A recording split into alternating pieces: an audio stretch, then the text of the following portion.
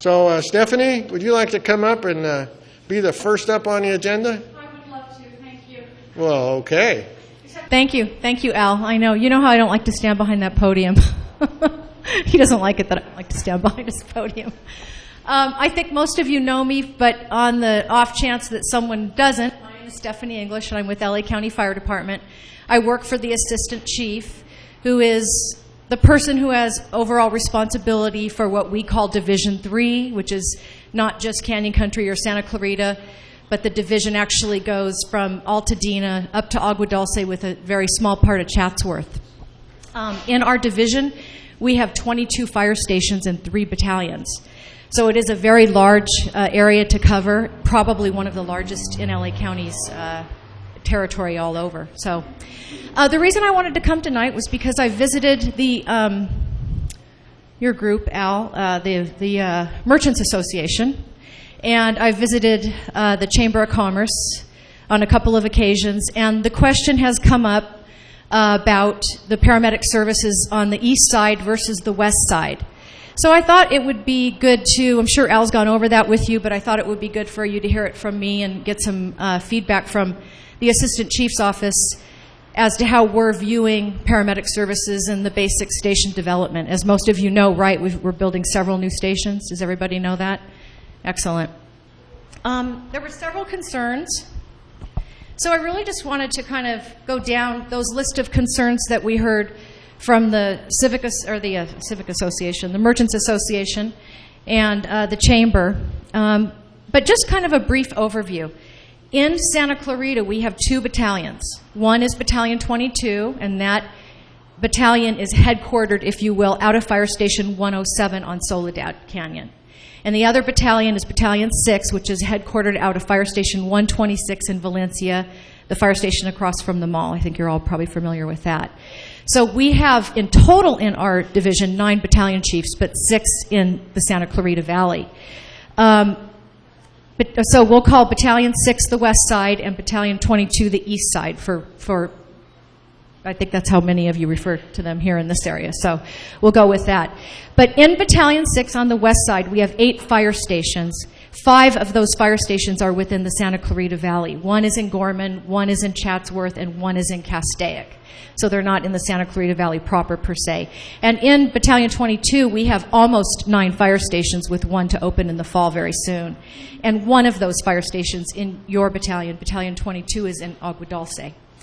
The 3 newest fire stations are all opening in Canyon Country. So we've opened Fire Station 128 on Whites Canyon. Did anyone attend the dedication ceremony for that? Okay, you're all going to have, oh good, 1 person. You're all going to have to come out to our dedication ceremonies.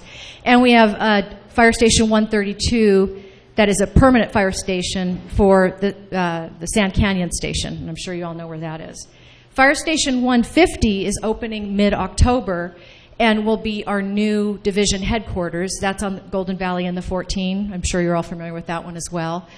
And that's where the Assistant Chief and myself will move. We're now at Fire Station 73 on Railroad Avenue. That's actually considered our division headquarters, although it's a small, humble station. Most people don't know we're there and that the Assistant Chief actually works out of that office. So that kind of gives you a breakdown of how things are built out. For Battalion 6, we have 3 paramedic squads. One of those is Fire Station 73, again where I work in Newhall on Railroad. One is Fire Station 124 in Stevenson's Ranch, and one is Fire Station 149 in Castaic. For Battalion 22 on the east end, we have 2 paramedic. Did I say for the first one paramedic squads? Did I say fire stations? Did I? Okay. And for the east side, Battalion 22, we have 2 paramedic squads. 107s, of course, on Soledad Canyon, and 111s, that's on Seco and Bouquet. So a couple of interesting facts. Right now, believe it or not, although Squad 107 on Soledad is indeed our busiest squad, right now, all the reports that we're running, all of our crawl maps, all of our dispatch reports and data have shown us that we have actually more EMS calls requiring squads in the west side of the valley than we do in the Canyon Country area, believe it or not. although Squad 107 is our busiest squad in the Valley. There were questions about how often Squad 107 is out of the area or where they respond to, and those were excellent questions. So we looked at a 3-month period, and within a 3-month period, Squad 107 was on the 14 freeway less than 5% of their total runs, less than 5% of their total runs in that 3-month period. In that same 3-month period, they were responding to the Palmdale-Lancaster area less than 2% of their total runs. And in that same 3-month period, they were in Agua Dulce less than 4% of their total runs. Some other data, if you can follow all these statistics just for a second with me. Squad 107 is available to take, how do I say this? I'm going to give you, for the 5 squads, or possibly 6, the number of times the squad is available to take the call that that's in their area, that's in their jurisdiction. So if a squad is unavailable, then the next closest squad is assigned to that emergency call. So for instance, if my station, Fire Station 73 on Railroad Avenue, where my office is literally on the apparatus floor, literally almost within arm's reach of the squad, if I had a heart attack in my office and Squad 73 was on another run, I would get the next in squad at Fire Station 73 to treat me. And that's how the system works. Squad 107 is available 82% of the time, literally 81.9% of the time, to take their first in calls. They're available 81.97% of the time. Squad 73 in Newhall is available 87.3% of the time. Squad 111, which is also one of the east side squads on Seco and Bouquet, if you recall, is available 84.6% of the time. Squad 124 in Stevenson's Ranch is available 84+% of the time.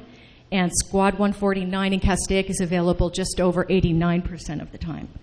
So you see that all the squads have to have to back up for each other occasionally. Squad 73 in Newhall covers Squad 107 9% of their runs on average.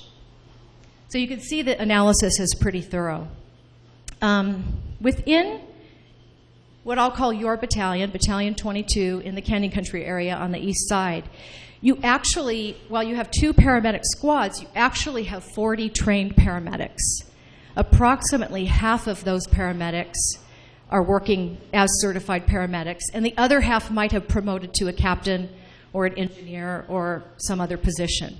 But they are also on engines and in other positions responding to emergency calls. They've just moved on or been promoted to other types of positions. I really need to get my eyes fixed because I can't talk and look at the same time. One of the questions that we received was that if there's no paramedic available, then your life is at risk. And that really is a misunderstanding of what our firefighters do. All of our firefighters are highly skilled EMTs. All of them can respond to any kind of a medical emergency. The difference between a paramedic and a firefighter are a couple things. One, the paramedic has gone through some pretty aggressive paramedic training.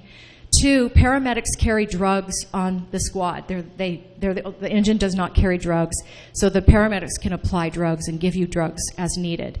And 2, the paramedics can provide advanced tracheal airway to you. If you know, like a friend of mine had a heart attack last year, and his jaw was so clenched they couldn't get the tracheal tube into him, but they have that available to them if they should need to do aggressive airway management on you as a patient. But the firefighters can also do the same thing. They have AEDs that they can use on us as patients, automatic electronic defibrillators, to get your heart started.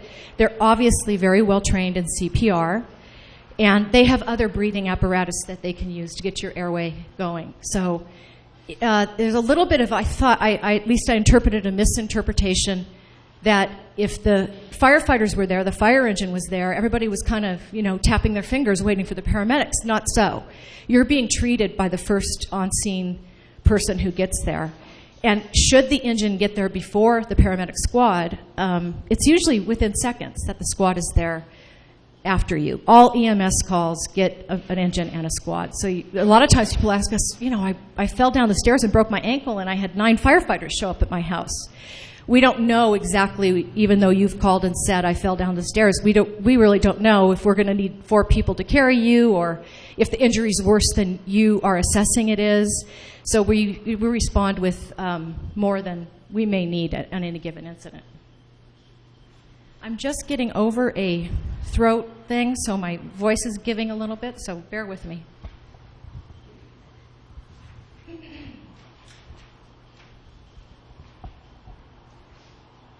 So I just was looking back over some questions that we talked about on some of these visits that we made, and I think I responded to the first one, basically at least.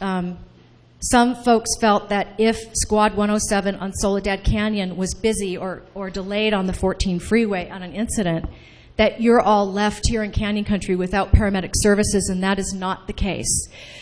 First of all, remember, we've opened 2, we'll be opening our 3rd new fire station in October, where all in Canyon Country, where you have trained firefighters responding to your needs. Secondly, remember that all firefighters are very well equipped to handle any medical emergency that you have, even if the paramedics are a few seconds behind them. Since there's paramedic squads at certain stations, the closest in engine is often there before the squad, so they're treating you while the squad is coming in behind them. It's not uncommon. The way the system works as well is there's an automatic move up. So if any fire engine or paramedic squad is delayed for quite a while, the system and the dispatch center automatically reallocates resources to any given area. And that's true throughout LA County, all fire agencies nationwide, I dare to say, and all law enforcement agencies use that same grid to deploy resources as need be. If there's some major robbery, sheriffs have sent several of their personnel in their squads over there, they're going to also move up resources. It's just an automatic system that evens out where all the resources are being placed throughout the county. So no one is really left dark, if you will. And again, as I said, even at my fire station, if I called 911 and my squad was busy, I would get the next in squad as well.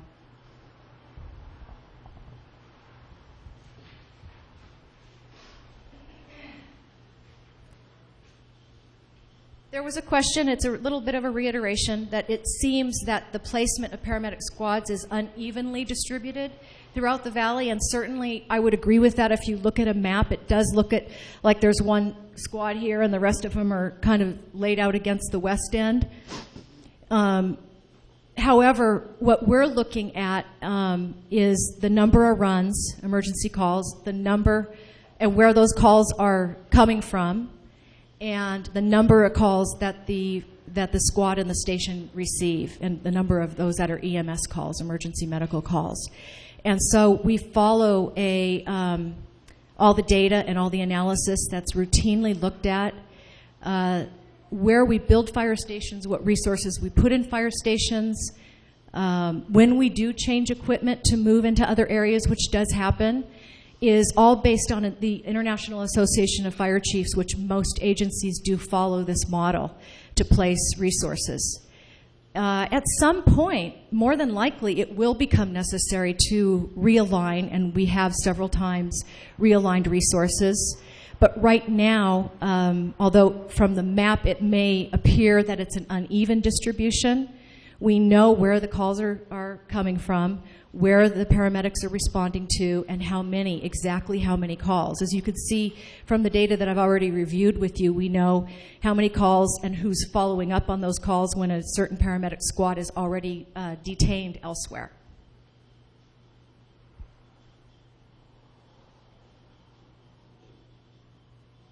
And I'm looking at the rest of the questions, and I think I've basically answered the questions that I've received or heard, and I'm happy to answer any more questions.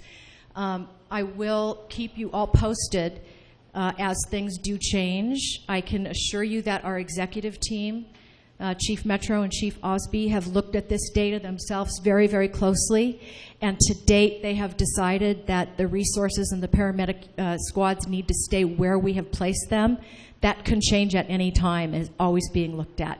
With the new stations that we have in development, with Fire Station 150 opening, and some other dynamics going on with the future that we're looking at, anything could change at any time.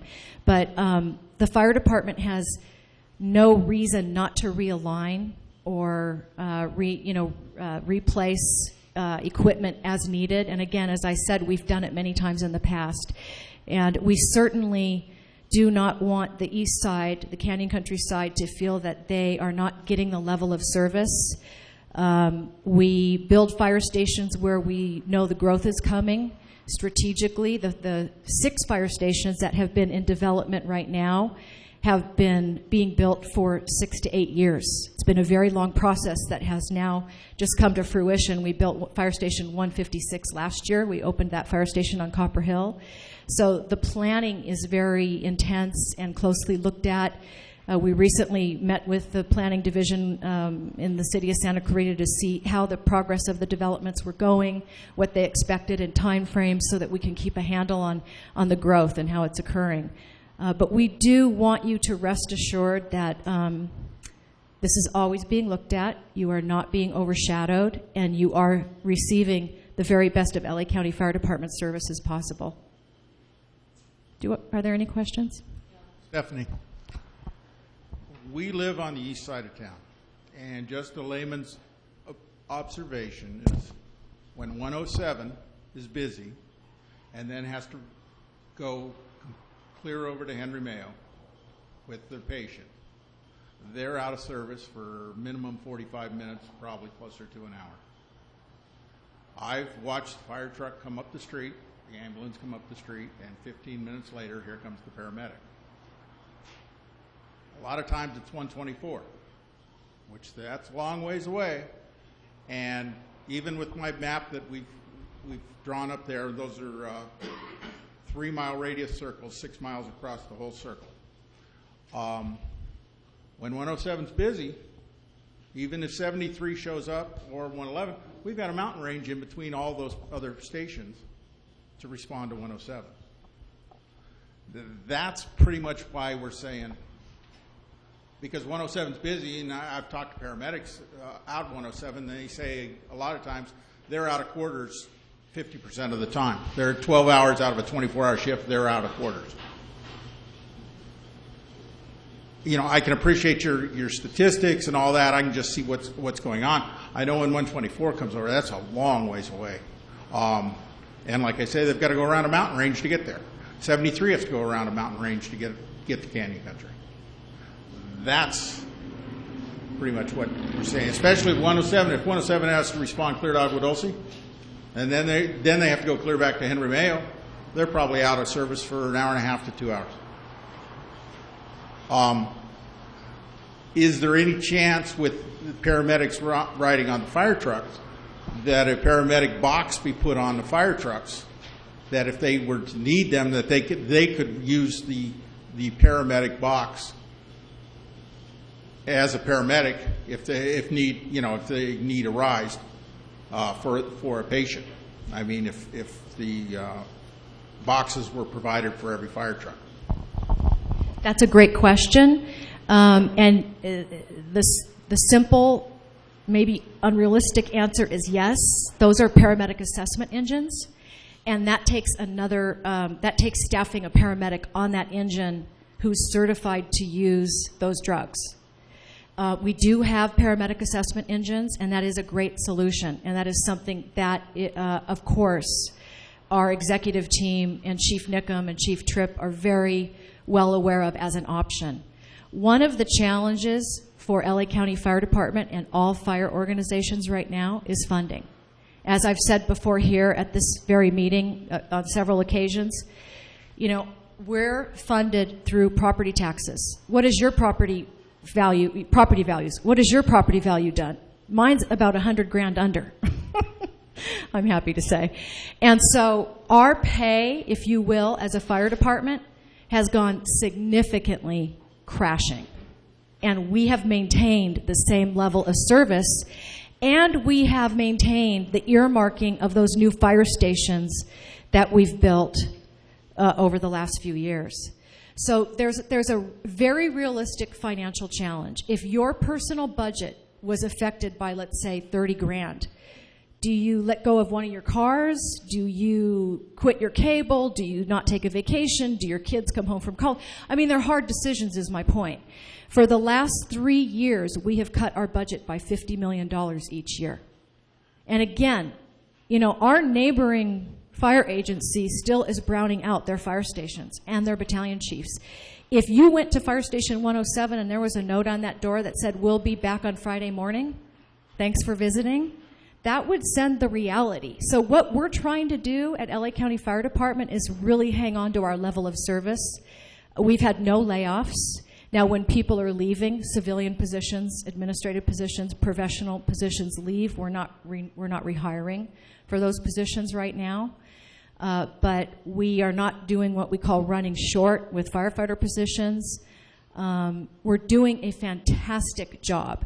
So the paramedic assessment engine, to get back to your question, is an absolutely fantastic solution, but it takes money, and it takes a fair amount of money. To bring in one more squad is $1.5 million a year. And $50 million a year has not even begun to help us balance our budget to continue to maintain the level of service. You know, I don't really have a hard and fast answer or comment to your other great comments. It's not very often that Squad 107 is delayed an hour at the hospital. If they are, they let their battalion chief know, and then a decision is made as to what resources, what needs to happen at the battalion chief level. Sometimes, many times, a squad, well, first of all, the paramedics and the firefighters at Squad 107 work there because they like to be busy. You would not work at that station if you did not want to have the constant activity. It's a popular station for that. But oftentimes, engines and squads, they'll go on a run to the hospital. They'll let dispatch know they're available by voice. Then they'll go grocery shopping for dinner. Or they'll stop by another station to borrow some materials or supplies that they need on their way back to 107. So if you're standing out front and judging how quickly they come back, it's not an accurate assessment. And again, Squad 124 follows up for Squad 107. The statistics are in my files, just over 1% of their runs. And I'm trying to remember what Squad 107's runs are, but I want to say 1,800 a year, but I can't remember. So Squad 124 in Stevenson's Ranch follows up for them 1% of the time, according to our reports and our data. It's not a hard and fast answer, but it's the best I can do. Yeah. Another outside source would be able to provide funding for boxes, for paramedic boxes, to make paramedic assessment engines.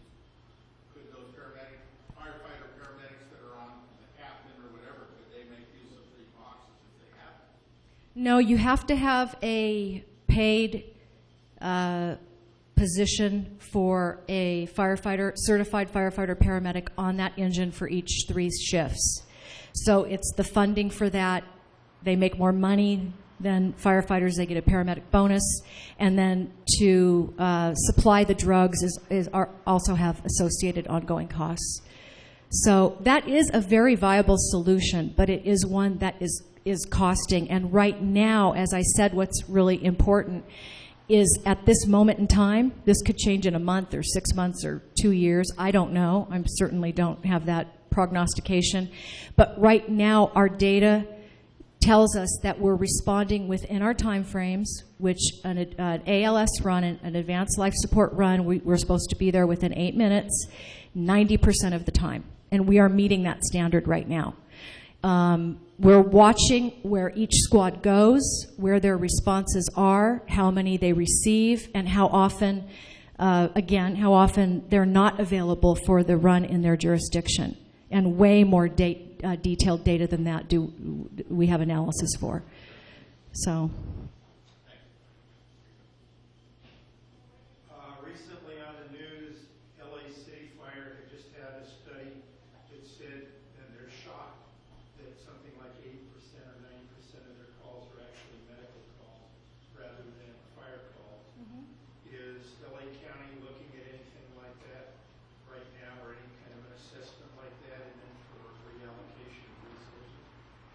The same is true for us. I don't know what the percentage is, but of course, most fire agencies have more medical calls than fire calls.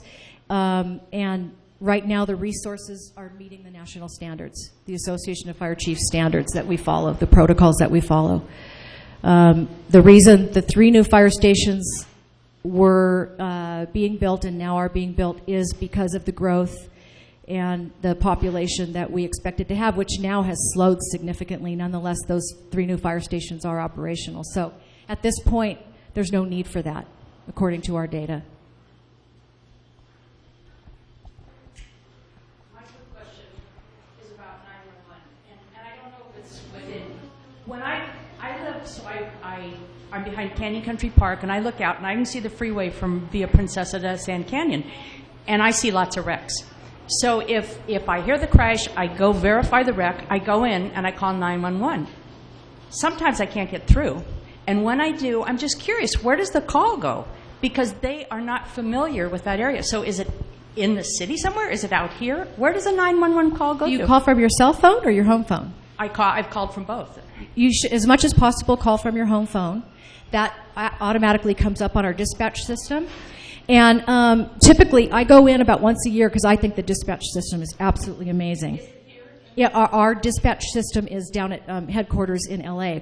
Our headquarters is across the street from Cal State LA. And sheriffs, I sit in and listen to the calls, so I know what it sounds like. But sheriffs will automatically, if it's a traffic collision that you say we need paramedics or firefighters, they just hit a button, and then you hear our dispatchers pick up. LA County, hi, it's sheriffs. We have a traffic collision on Via Princesa and blah, blah, blah. Okay, thank you. We're on our way. It's very quick. What do you do if it can't get through? Sometimes it doesn't go through. Yeah, I don't know. That's now here's something to consider. If you have one of those landline services like what's it called?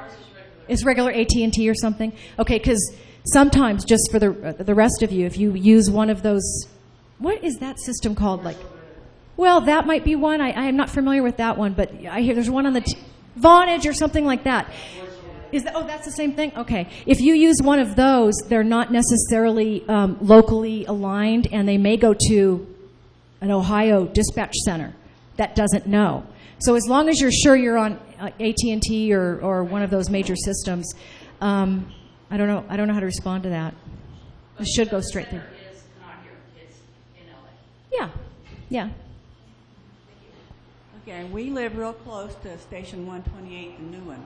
Say I call 911 and say that my husband's had a heart attack.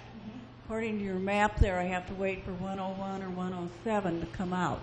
I don't get anybody from 128? Yes, you will get the full fire engine from Fire Station 128, who is very well equipped to treat your husband with a heart attack, and you should learn CPR. But yes, you will get Fire Station 128, and if you're very close to them, you'll get them very, very quickly. Okay, because your map then's out of date. Because you've got today's date on it, but your map's out of date. Those are paramedic squads. So yes, you would get Squad 107 coming from Soledad Canyon, or Squad 111 coming from Seco and Bouquet, along with Engine 128 from the new fire station. You're going to have a lot of people there to help you. You're going to be just fine. That's why, like, when we have somebody calls the police department, we have 7 or 8 police cars down there just for one little incident, which is kind of ridiculous. I sit in a fire station, as I said. My office, and you're all welcome to come by and see me anytime, is literally, I know it's hard to visualize, but it's literally on the apparatus floor. And so I hear the calls come in all day long, and I watch these firefighters get on the engines and get on the squads and see how quickly they respond. I hear where they're going. I hear the kind of runs they're going on. Once in a while, I put my jeans on and go on runs with them. Not as often as I should, but they're very dedicated. They're very quick, and they're out the door, and they're required to be out the door within seconds. And they do follow those protocols. So. Absolutely. As I said earlier, you should go by and visit your fire station, and you tell them I said that you need to come by and say hello to them. And they're a great group of men and women, and they're more than capable to treat. As I said, they're fully trained in CPR. They have the defibrillators. They have the breathing apparatus that can help someone breathe. They can deal with any kind of emergency. Again, the paramedics can inject drugs and use the tracheal airway, which is very uncommon, where it's a forced airway mitigation. So yes, you get engine 128. That will be your first in engine.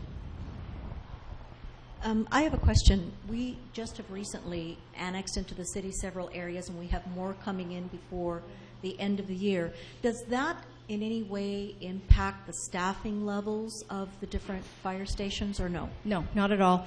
LA County, a lot of people think that we're Santa Clarita Fire Station. We're LA County Fire Department. The city does not per se pay for our services. We are funded through property tax and special assessment, and we have a few cities countywide that do actually write us a check for service. It's called fee-for-service cities. Santa Clarita is not one of those. But LA County Fire Department operates as a very independent agency. We put the fire stations and the resources where we believe they need to be based on national standards. So the annexation, county, city, it means absolutely nothing to us. We place based on need, population, response times. In fact, when we're building a new fire station, because I have to often do the publicity and the speaking notes for the chiefs and so forth, I'll ask our planning division, what is the anticipated volume of runs that before Fire Station 128 was open? What is the anticipated number of volume of runs that station's expected to go on? And they'll give it to me within pretty darn good accuracy. They could figure that out just based on, population and past history and so forth. So no, it has absolutely no bearing on us whatsoever. We don't care if it's in the city or in the county. Many of our stations are distributed evenly just because it's just how you build based on population. Yes, I have a couple of questions. One is my understanding that Canyon Country has 50% of the total population of the city of Santa Clarita. So I have to say I'm pleased that they are healthier and better behaved than anywhere else. That might be the key, better behaved. Right. The other question is you mentioned shifts, so I'm wondering if the paramedics are on 8-hour shifts, and the reason I asked that, years ago the city of LA or the county, one of them, had the paramedics on duty 3 days, 24 hours per day, and they said they never got any sleep because of the calls, and they were resigning and going to Seattle where they could get some sleep. So when you said shifts, I'm hoping the paramedics are on 8-hour shifts, so that if I'm having a heart attack, he hasn't been awake for 3 days while he's trying to work on me and save me. And then on the tail end of that, do we really need to have the equipment chasing the ambulance to the hospital? I mean, the person's been stabilized or whatever. Perhaps that equipment should be back to the station. That's a very good question. Thank you for that question. The firefighters and the firefighter paramedics are on 24-hour shifts.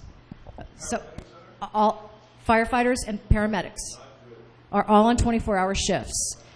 And it's always worked like that. It works well, and I think most of them like it like that, actually. I don't know. I can't speak for them, but maybe a lot of them would like to change that. But they're on 24-hour shifts. And in terms of the firefighters following up, when you see a paramedic unit following an ambulance, it's because it's some kind of need for advanced life support. So if I fell and broke my ankle and I called for paramedic services, they would, wrap my leg up and send me in an ambulance and tell me have a great day, and they'd go back to the station. They're following it typically in a Code 3 advanced life support situation. You've got one paramedic in the back of the ambulance with you, and you have one following to the hospital. Now, LA City's fire department's paramedic units are ambulances as well. We don't do that because we don't want our firefighters tied up if they don't need to be, just as you indicated. So many calls are just basic life support or BLS runs, and our paramedics can treat and send them off to the hospital with the EMTs with AMR, and then they're back en route and back in service. So as soon as they leave the hospital, they let dispatch know they're available. They don't wait to get back to the fire station to let them know they're available. That's a great question. Any others? I know I'm taking a lot of time. Al, you can cut me off anytime you want. Okay. Other questions? Good questions. Going once. Thank you, everybody.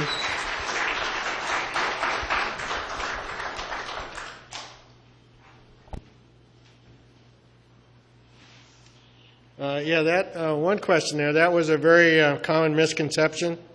The fire department is not like our sheriff's department. We don't contract with them. We are in a fire district that is paid for by property tax. It is a Proposition 218 assessment district, another one of those guys. So that's it. I think, Stephanie, are you still here? Are you waving at me? There you are. Yeah, I got to visit with 107 paramedics 3 times last month. That wasn't a good thing. But it wasn't for me. It was for my 91-year-old mother who had a hip replacement and then had her hip pop out and then pop out twice more that 1 week. And each time, of course, we called 911. And even when I did talk to paramedics and tell them that it was not a life-threatening situation and it wasn't a situation where she was bleeding or having trouble breathing or any of that, they were there within 8 minutes. So it wasn't a good thing to know them by name by the time it was over, but it was a good feeling that we did get support. So thank you very much, Stephanie.